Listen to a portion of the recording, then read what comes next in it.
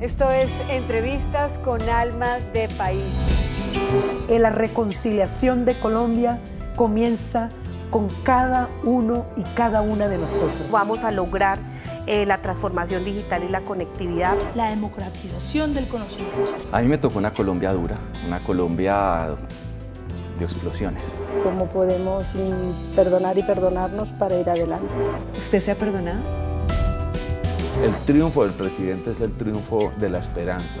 Muchas gracias, qué chimba estar por acá. Colombia tiene un alma poderosa. La diversidad bien manejada genera riqueza. Que el ICBF necesita una transformación, sobre todo en esa forma de contratación. ¿Qué pasa por su cabeza y por su corazón? No tenía ni para un desayuno, ni para un almuerzo, nada.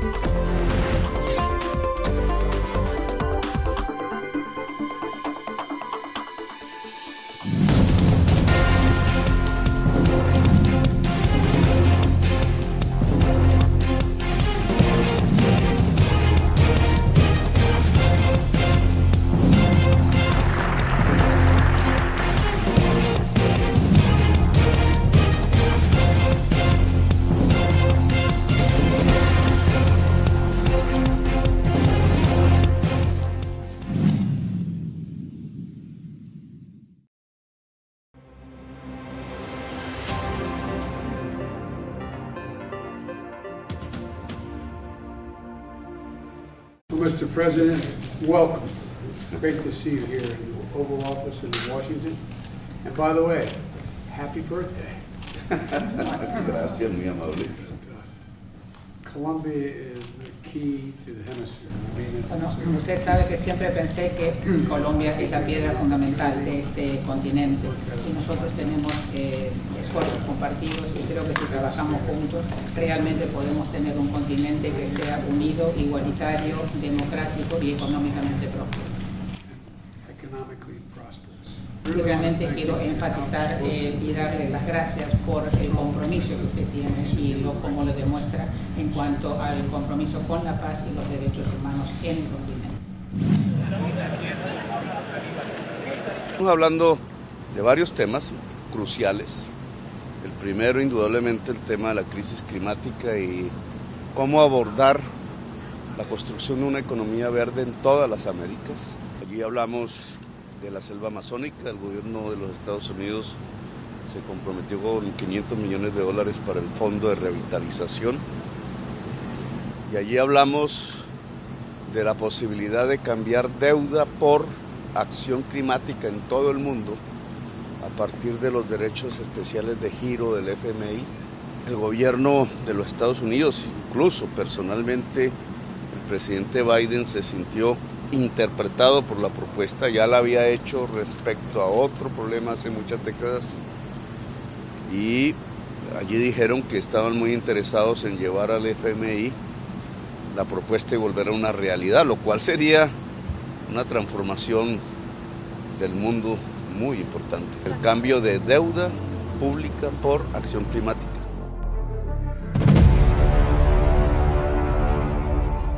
Segundo tema, tuvo que ver ya con lo que podremos llamar la construcción de una alianza por el progreso. Cómo a partir del gran potencial de energías limpias de América Latina, construir una red de transmisión eléctrica a escala americana. El tema Colombia-Panamá aquí se vuelve fundamental. Cómo ayudar en la construcción de una reforma agraria en Colombia. Recordé la propuesta del presidente Kennedy en su momento, la Alianza por el Progreso. Lo articulamos en medio de la construcción de una política sobre las drogas mucho más eficaz, que el campesinado pueda tener mejores garantías y condiciones para producir cualquier cosa diferente a la hoja de coca. Se comprometieron también en ayudar de manera permanente en esta política de reforma agraria que el gobierno colombiano pues, ha propuesto desde hace 8 meses.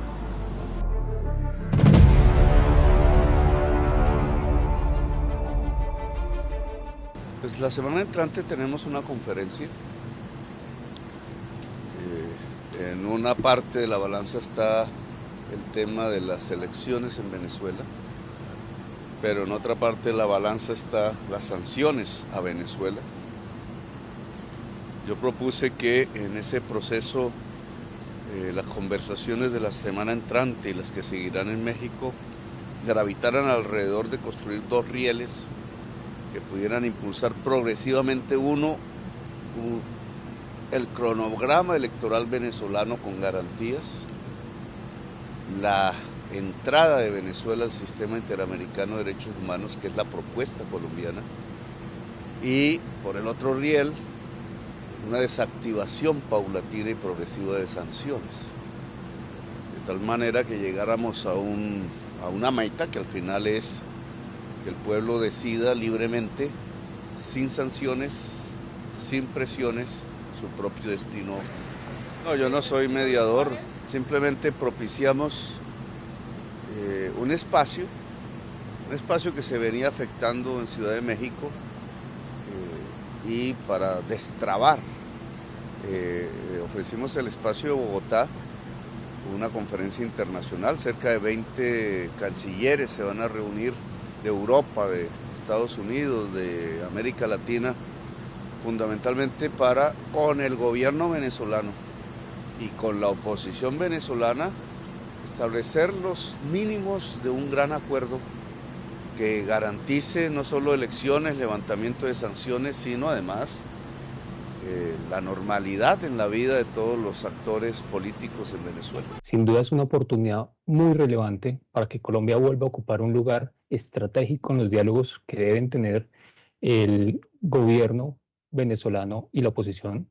Sin duda, al ser Colombia uno de los vecinos más relevantes en la región, esos diálogos y esas acciones deben pasar por nuestro país.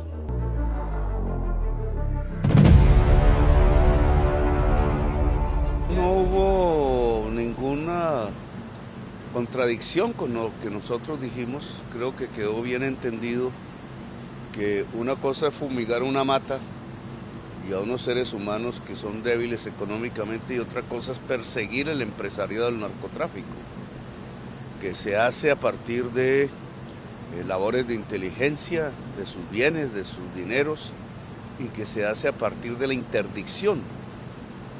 Solicité un poco más de ayuda en ese aspecto. Necesitamos más embarcaciones, más lanchas, más drones. Hasta ahora los resultados de la interdicción son buenos comparados con los que se tenían en el mismo periodo en el gobierno pasado. Se ha triplicado la interdicción de insumos.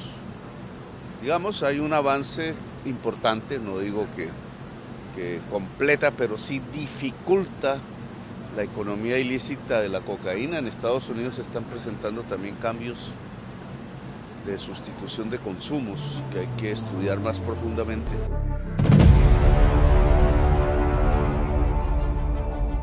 Las redes de transmisión eléctricas están integradas en Canadá, Estados Unidos, México, relativamente en Centroamérica, pero entre Panamá y Colombia no hay una red de conexión eléctrica. Colombia está interconectada ya hacia el sur.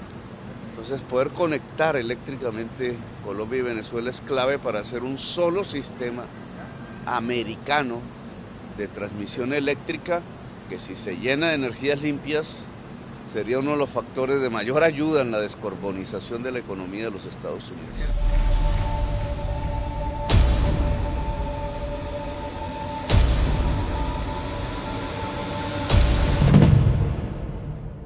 Esta visita era una visita muy importante para ambos gobiernos, pero particularmente para el gobierno de Gustavo Petro, y por una razón fundamental, y es que este gobierno tiene una agenda en materia de política internacional, en materia de política doméstica y sobre todo en los temas que tocan la relación con Estados Unidos, que es una agenda muy distinta a la de gobiernos anteriores. Un discurso que es honesto, es sincero, con relación a lo que él pretende, como deben ser manejada la política de Estado del Estado colombiano en sus relaciones internacionales. En ese sentido, el presidente Gustavo Petro, como lo deberían ser todos los gobernantes de nuestra nación, entiende el lugar geopolítico, geoestratégico claro de nuestro país y busca un liderazgo más oportuno y más frecuente. En este caso con Estados Unidos, que es el gran líder o la gran potencia de nuestro continente y sin duda el aliado comercial y político más relevante para nosotros.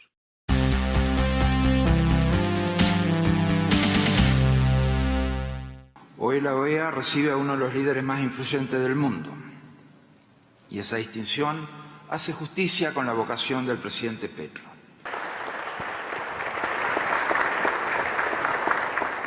Yo les propongo rehacer la Carta Democrática. Y en el camino de rehacer la Carta Democrática, arreglar nuestras cuentas. Indudablemente no solo yo fui víctima de una ruptura de esa carta cuando se me quitaron mis derechos políticos, que recuperé gracias a una sentencia. Por eso creo en ese sistema, entre otras cosas. Y la cartica de los años 70 revivió. Y nosotros ahora, en los cargos que tenemos desde nuestros pueblos, podemos o volverla a romper o fortalecerla. La Carta Democrática. La de los derechos individuales liberales, sí, que habla de libre expresión, que habla del voto secreto, que habla de los derechos políticos, pero también la podemos enriquecer y se los propongo. Este mundo de hoy no es exclusivamente de derechos liberales. Ahora hablamos del derecho a la mujer, del derecho de la igualdad de la mujer, de las mujeres en plural, la igualdad de género. En ese entonces no se hablaba al respecto, no está en la Carta Democrática. En este momento hablamos de los derechos de la naturaleza, porque nos hemos dado cuenta que, como decían los indígenas ancestrales, si no hay un equilibrio con la naturaleza, dejamos de existir. Por tanto, esa naturaleza, lo otro a nosotros, la otra vida, tiene derechos. Los derechos sociales, los derechos del pueblo trabajador, los derechos de los indígenas y las indígenas a tener su cultura, su autonomía, su propia libertad ancestral para hacer en este mundo contemporáneo. ¿Dónde está en la Carta Democrática esos derechos? Porque en mi opinión el proyecto de la democracia en las Américas no es para recortar la Carta de los años 70, es para ampliarla hacia los derechos contemporáneos que algunos técnicos hoy llaman de cuarta generación, hacia una democracia más viva, más rica, que no se encuentra ya en la Europa occidental o en los Estados Unidos del Norte, que es una lucha de toda la humanidad por traerla como una democracia muchísimo más profunda que la antigua democracia representativa y liberal, sin negarla. A mí me llama mucho la atención el discurso que da el presidente Petro. En ese sentido, yo creo que es importante también recordar lo que dijo el presidente días después de su posesión, cuando él dice no es necesario seguir creando distintas organizaciones internacionales, lo que hay que hacer es construir sobre lo construido y mejorar lo que tenemos. Y yo creo que eso es lo que él dice en la OEA. Hay temas que se deben mejorar, pero que ante todo se debe trabajar en el marco de la OEA.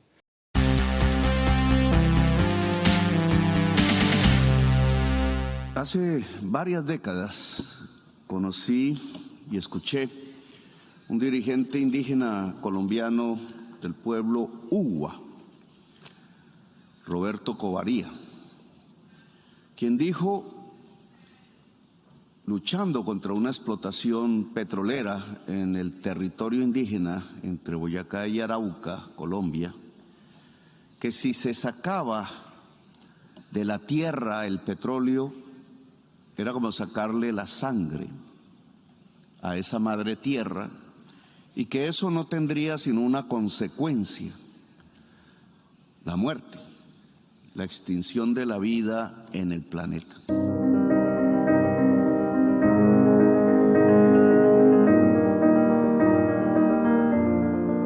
Sabemos que la selva amazónica, entre las selvas del país, es vital desde el punto de vista del equilibrio climático en el mundo. Si la selva amazónica desaparece, no solo desaparece el agua de Colombia, que beben más de 50 millones de habitantes, sino que desaparece buena parte de la existencia humana. Por tanto, recuperar, revitalizar la selva amazónica se vuelve un imperativo mundial.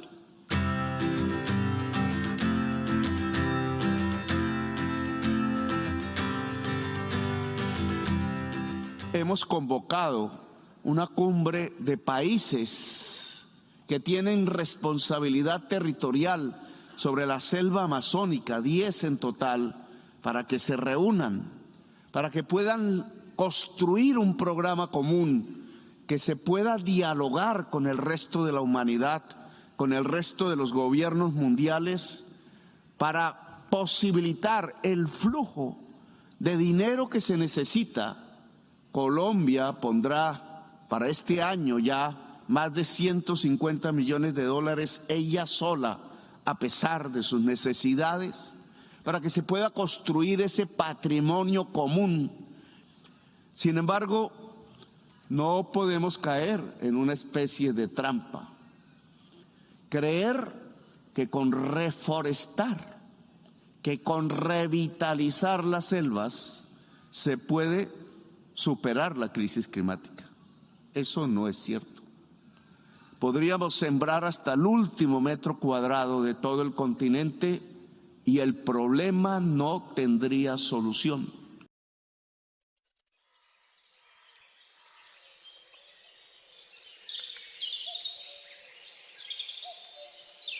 La única manera de solucionar la crisis climática que aqueja a la humanidad, una de las crisis civilizatorias integrales, porque trae el hambre, trae la enfermedad como lo acabamos de vivir, trae el estancamiento económico y en el fondo trae la guerra, la crisis integral de la humanidad. Esa crisis climática no se soluciona sino dejando de extraer el petróleo, el carbón y el gas. En mi opinión,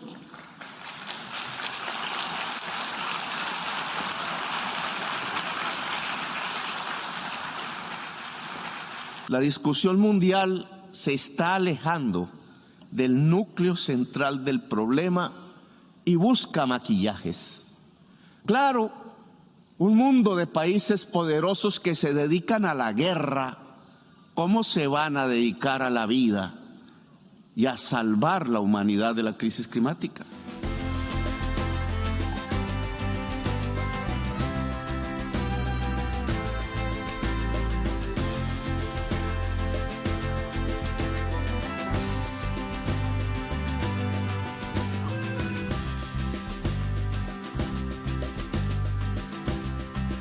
La guerra solo está ocultando la incapacidad del poder mundial por solucionar la crisis climática, porque ni más ni menos dejar de consumir petróleo, carbón y gas es quitar la base de lo que ha sido en siglo y medio la acumulación de la ganancia en el mundo, la acumulación del capital, como decía la economía política. Le estamos suplicando desde este salón al gran capital, sin decirlo, porque el discurso políticamente correcto nos lo impide, que deje de acumular, que se torne en aliado de la vida, lo cual es un imposible prácticamente. Cada vez más, como Roberto Covarría, pienso que por aquí perdemos el tiempo. Los hechos que se tienen que tomar para pasar a convertirnos en unas economías descarbonizadas, sin petróleo, sin carbón, quién sabe, sin acumulación del capital.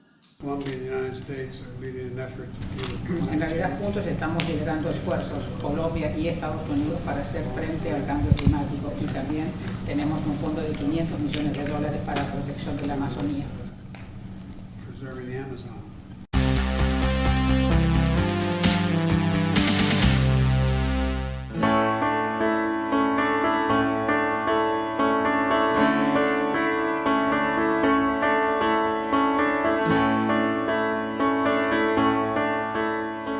Nosotros en Colombia, y siguiendo ese eco de Roberto Covarría, hemos hecho un gran esfuerzo desde el orden constitucional, legal, desde la actividad permanente, para fortalecer, para empoderar los pueblos indígenas de Colombia. Son 115 pueblos indígenas, lo que nos hace uno de los países con más lenguas habladas diferentes entre los países de la tierra. Se cree que solo hablamos español y no es así. 4.4% de la población total de Colombia es indígena, y muchos de esos pueblos indígenas habitan las selvas, los bosques. Sabemos que el pueblo indígena puede cuidar mejor la tierra que cualquier otra cultura sobre la tierra. Por eso hemos ampliado, y este gobierno que yo encabezo lo hará más profundamente, la extensión de reservas sobre las selvas, sobre partes del territorio nacional, sobre los lugares donde el agua es vulnerable. Es nuestra mejor manera de cuidar la selva, el bosque, la vida.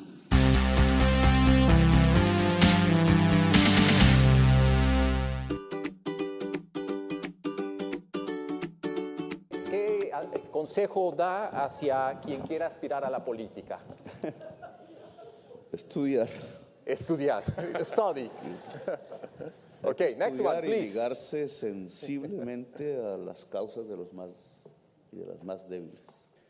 El gobierno es y debería permitir trazar esa frontera. ¿Qué cosas son del mercado? ¿Qué cosas no son del mercado, sino de las gentes y de sus derechos? Uno de estos temas es el que acabamos de tocar. La crisis climática no tiene solución en los mercados. Los mercados produjeron la crisis climática bajo la forma de mercados del capital. Por tanto, le corresponde a las gentes y a lo público la solución de ese problema por simple instinto de conservación.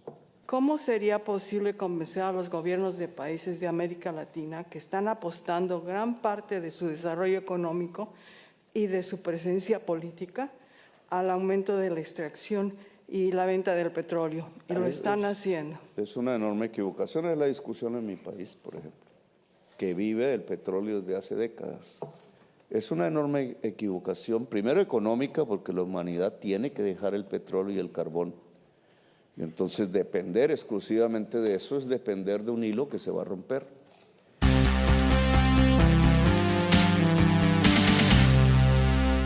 Partimos a una reunión con empresarios norteamericanos en búsqueda de articularse al nuevo plan de desarrollo de Colombia, energías limpias, producción de hidrógeno verde, transición económica y energética, economías descarbonizadas, producción agraria y de alimentos, etc.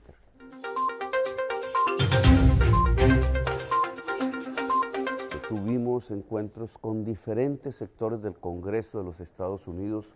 Como todo Congreso de un país, son diversos, desde la extrema derecha hasta posiciones más radicales. Los comités del Congreso, en el Senado, en la Cámara de Relaciones Exteriores, el Grupo de Colombia, con los cuales ahondamos en un tema que es la presupuestación que más eficazmente puede ayudar desde los Estados Unidos a Colombia. Allí hablamos de la necesidad de financiar la reforma agraria, de financiar la producción en el agro colombiano, de las nuevas necesidades que una nueva política antidrogas amerita. Nuestra conversación con el presidente Biden, la financiación presupuestal de los Estados Unidos a la reforma agraria en Colombia. Este me parece un tema central. No se había hablado desde los tiempos de la visita de John F. Kennedy, el presidente norteamericano, antes de su asesinato que hizo en Bogotá, donde se creó la Alianza por el Progreso. Me parece que ese concepto, construido por otras inquietudes hace varias décadas, hoy es central si queremos realmente una Colombia desligada completamente de los circuitos de las mafias internacionales.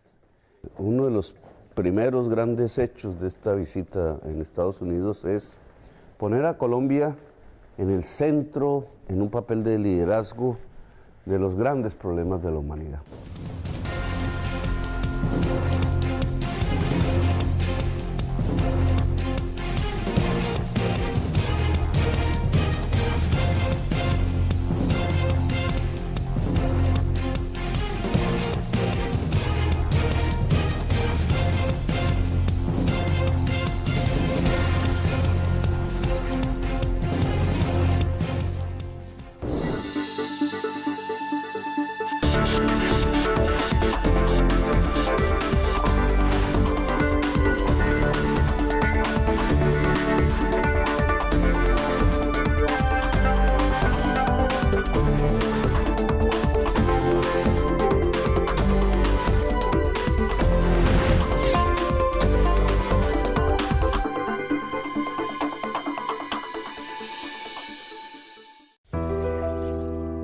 Esto es Entrevistas con Alma de País.